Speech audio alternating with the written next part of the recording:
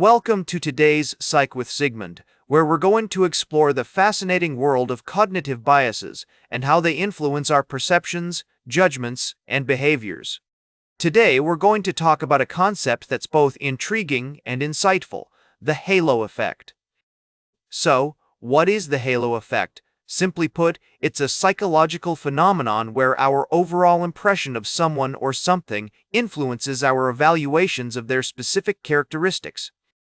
This can happen in various contexts, such as when we meet someone new, evaluate a product, or even form opinions about ourselves. The term halo refers to the idea that our initial positive or negative impression creates a kind of aura or halo around the person or thing, influencing how we perceive their individual traits. To understand why the halo effect is important in psychology, let's take a step back and look at its history. This concept was first introduced by psychologist Edward Thorndike in the 1920s, who observed that people tend to form global impressions of others based on limited information. Since then, researchers have continued to study and refine our understanding of the halo effect, recognizing its significance in shaping our social interactions, decision-making processes, and even mental health. One key framework that helps explain this concept is the idea of cognitive heuristics.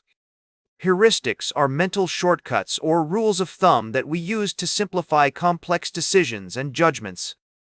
In the case of the halo effect, our brains rely on a heuristic called the representativeness heuristic, which leads us to judge someone or something based on how closely they resemble our mental prototypes or stereotypes. Another important theory related to the halo effect is the concept of implicit bias. Implicit biases refer to the automatic, unconscious associations we make between certain groups, characteristics, or traits.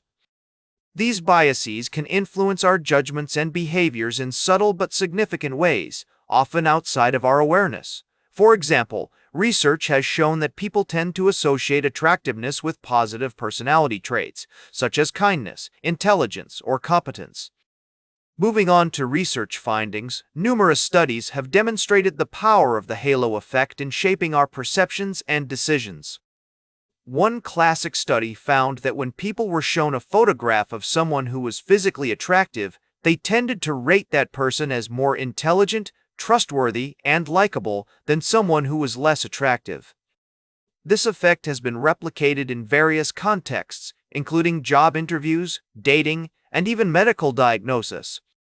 More recent research has also explored the neural basis of the halo effect, using techniques like functional magnetic resonance imaging to examine brain activity when people form impressions of others. These studies have found that areas of the brain involved in social cognition, emotion regulation, and memory are all active when we encounter someone or something new, highlighting the complex interplay between cognitive and emotional processes. So, how can understanding the halo effect help us in our everyday lives?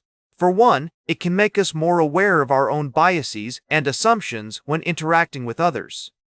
By recognizing that we tend to make judgments based on superficial factors, we can strive to be more objective and nuanced in our evaluations.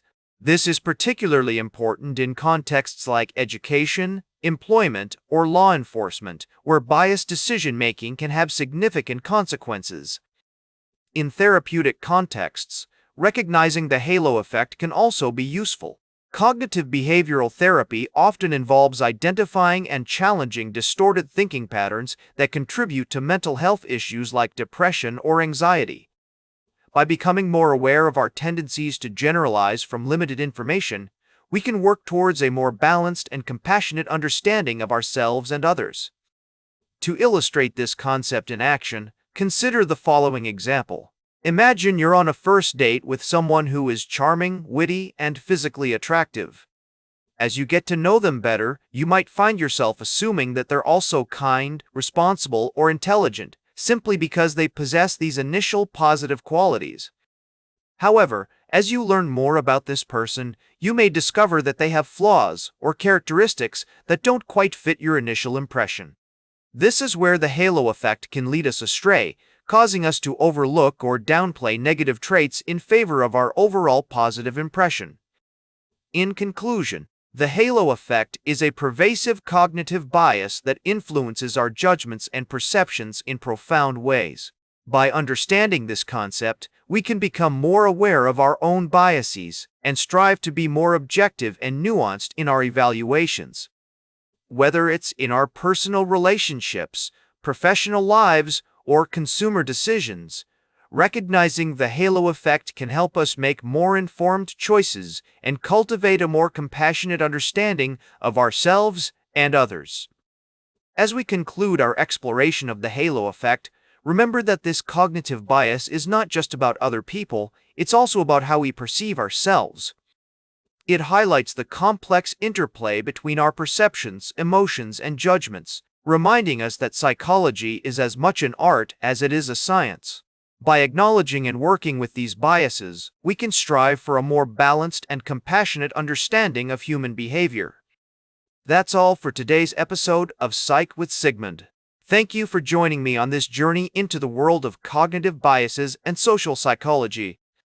If you have any questions or topics you'd like to explore further, please don't hesitate to reach out. Remember to like, share, and subscribe, and until next time, may your ego find balance between pleasure and reality.